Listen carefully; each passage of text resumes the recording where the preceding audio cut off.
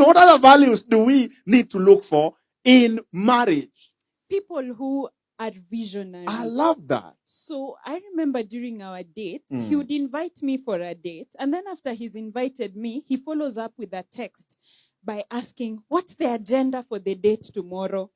Of course, I would get angry. Yeah, that feeling of silly date. You know, like if you're calling me for a date is a date. But how he ordered his life was that every date had to have an agenda or That's something that we were speaking about. Mm. And it showed me that this is somebody whose life has an agenda. Mhm. You know, we ask ourselves, what's the purpose of our marriage? And we know that God has called us to speak his word I love and to that. help many young people and young families.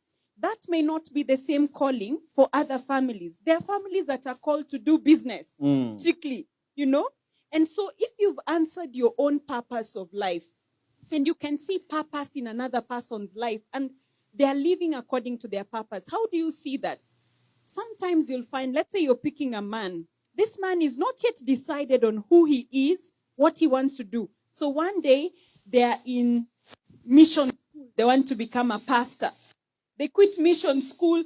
Now they want to be a professor in psychiatry. They quit psychiatry. Now they want to be a businessman.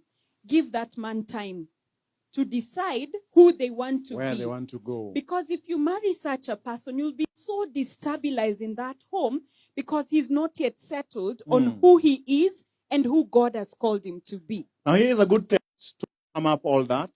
One of the best mission you can take for your home, and God requires it of every young person. Read it out there in Malachi 2:15.